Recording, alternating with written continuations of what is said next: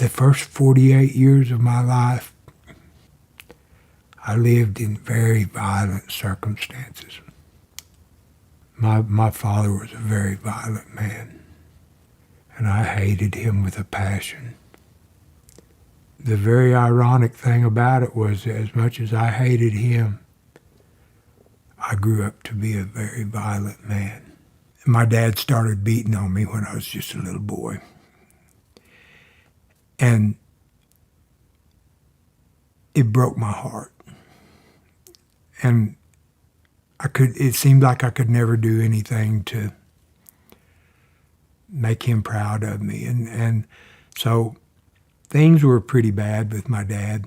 There were times when I would pray to God at night to kill my dad. My mom finally kicked my dad out, and it was the happiest day of my life.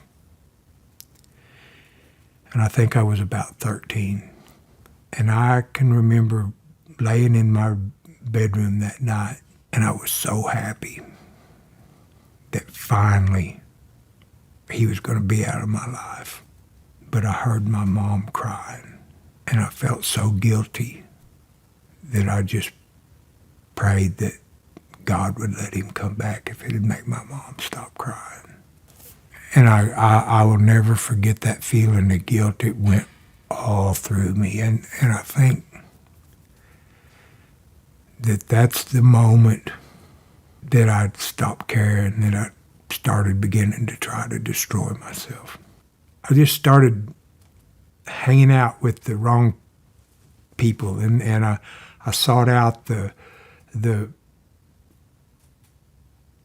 kids that were down on the corner by the school that were smoking cigarettes and skipping school, and that led to smoking weed and doing the harder drugs. And by the time that I was in high school, I was peddling marijuana, and really I was a junkie by the time I graduated high school. One of my goals in life was to become a drug dealer, and I did. And I went to college, and I flunked out of college because I was committing crimes. I didn't have time to go to school because I was too busy getting high. I was raised up in church. My mom took me to church every Sunday. I can even remember when my dad used to drive the church bus. But as soon as I could figure out how to get out of going to church, I did. I didn't feel what everyone else was feeling, or I didn't understand what everyone else was saying. I used to wonder why God was letting my dad beat on me. And that resentment to God turned into a hatred for God. And you know, that hatred for God turned into a way for me to blame God for all of my problems. My family, my mother especially, she was so afraid that I was going to wind up in prison that she would do anything that she could to keep that from happening. And I manipulated her in every way I could. I used her fear that I was going to die or go to prison to manipulate her and punish her in any way I could. And the drugs, I started using them to push that guilt and that shame and the remorse for what I knew was wrong. I used it to push that stuff down so I wouldn't have to feel. I was suicidal, but I was such a coward that I didn't really have the courage to kill myself. Every now and then, the family would get together and they'd do an intervention, and I think I wound up in 5 or 6 different rehabs over the years. I was arrested well over 100 times. I've got double-digit DUIs. I've got 9 felony drug convictions. I was about to go to prison for a long, long time. My family pulled some strings, spent their good, hard-earned money, called in some favors and helped me get into a place called Harbor House down in Fort Smith.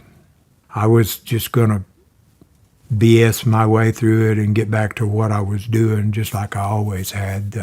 I've been in enough rehabs that I could pretty well learn the lingo and make you think that I was doing the thing. I was pretty good at that. But about 3 months in, my girlfriend called me, and someone had forced their way into her apartment and roughed her up, and some bad things happened. And she called me and she wanted me to come home. And I told her I'll be home. And I went to my counselor, and he said, yeah, you can go, but if you leave, you can't come back because you're court ordered in here, and we'll have to call your PO, and you won't be able to come back. And right then I knew that if I left, that'd mean a warrant, and I'd have to go on the run because I had a 20-year sentence hanging over my head, and that meant probably 5 or 6 years in the pen. I was tired. I was 48. I was tired of running, but I called her. I called my girlfriend, and I told her I wasn't coming home. And I felt like I was such a coward and such a no kind of a man at all. I remember just the anxiety that I felt, and I felt like I was going to jump out of my skin, and I was pacing back and forth, and I just felt like I was going to jump out of my skin. So I was trying to sleep that night, and I couldn't sleep. And so I got up out of the dorms, and I went into the classroom there at the Harbor House, and I found me a dark corner, and I got down on my knees, and I said this prayer. I said, God, you son of a bitch, if you're there, please fucking help me. And he did.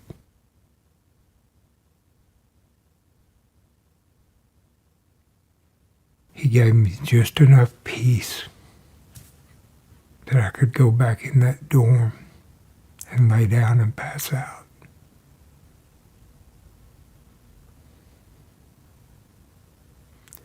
And the next morning when I woke up, I stayed. And if I have to pick out a single moment in my life, that was the moment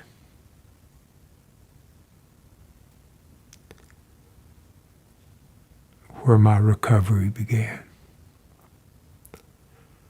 That wasn't the moment that I came to God,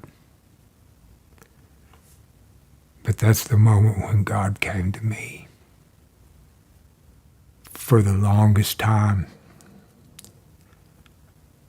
I struggled and I struggled and I struggled to understand how God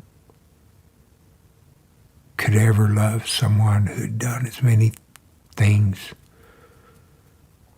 as many messed up things to God's children as I'd done. How am I, after everything I've done, how am I ever going to do enough good to get even back to zero? To where I can maybe even, I'm going to have to live to be 100 to even get, if I do good the rest of my life, to even get back to even. And then they'd say, well, there was a guy that died on a cross about 2,000 years ago that wiped out everything that you ever did and that you're ever going to do. And I'm like, well, that doesn't mean me. You know, and my ego, my pride and my ego wouldn't allow me to think that God could forgive me. None of us are worthy. But that doesn't matter because it's already been bought and paid for. When Christ died on the cross for us, he made us worth dying for. because we weren't. And all he wants us to do is love each other.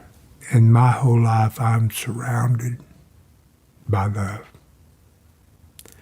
The love of family, the love of friends. And my goal is to try to love others as God's loved me. I'm still learning every day to trust in God. I'm getting better at it every day because he proves to me over and over and over again that if I just trust in him, everything is going to be okay. I owe everything to God. If God can restore a junkie like me, a criminal like me, a man who hated and cursed God,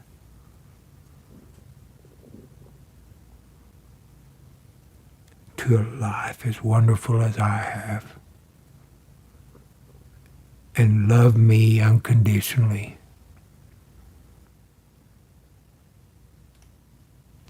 what can't he do?